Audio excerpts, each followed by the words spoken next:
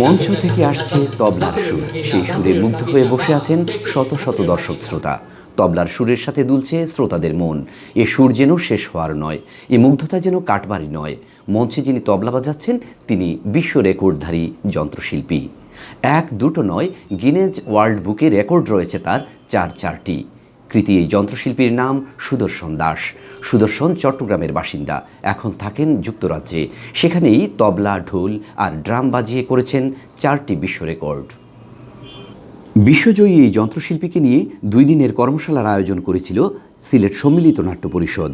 কর্মশালার সহযোগিতায় ছিল চট্টগ্রাম সমিতি সিলেট ও সিলেট চট্টগ্রাম ফ্রেন্ডশিপ ফাউন্ডেশন। কর্মশালার শেষ দিন গত বুধবার সিলেট নগরীর কবি নজরুল অডিটোরিয়ামে আয়োজন করা হয় তাল ও লয়ের ঐশ্বর্য শিরোনামে অনুষ্ঠান।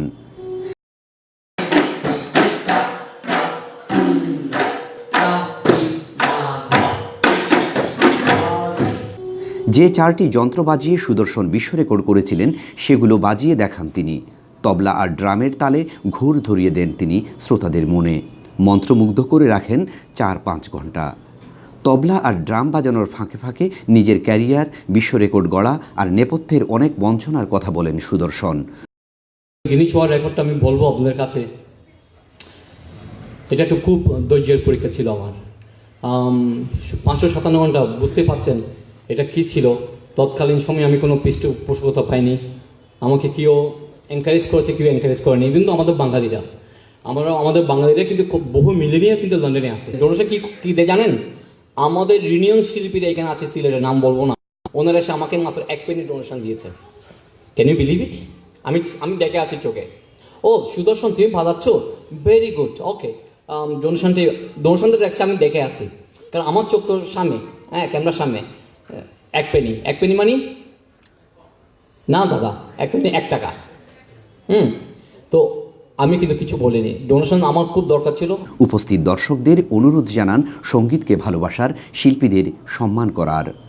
সুদর্শনের তাল লয় উপভোগ করতে অডিটোরিয়ামে ছুটে আসেন সিলেটের অনেক গুণীজন। সিলেটবাসীর পক্ষে ফুল দিয়ে তাকে স্বাগত জানান সিটি মেয়র আরিফুল হক চৌধুরী। এছাড়া অনেক সংগঠনের পক্ষ থেকে তাকে জানান হয় সম্মাননাও। সিলেটবাসীর আতিথেয়তায় মুগ্ধ সুদর্শন দাস 2016 সালে একটানা 597 ঘন্টা 11 মিনিট তবলা বাজিয়ে গিনেজ ওয়ার্ল্ড রেকর্ডে প্রথম বাঙালি যন্ত্রশিল্পী হিসেবে নাম লেখান।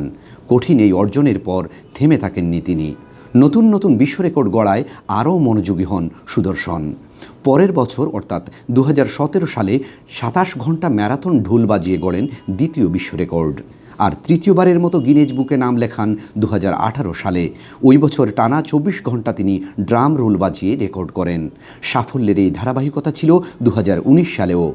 গত বছর টানা 140 ঘন্টা 5 মিনিট ড্রাম সেট বাজিয়ে তিনি প্রথম বাঙালি যন্ত্রশিল্পী হিসেবে 4টি বিশ্ব রেকর্ড গড়েন।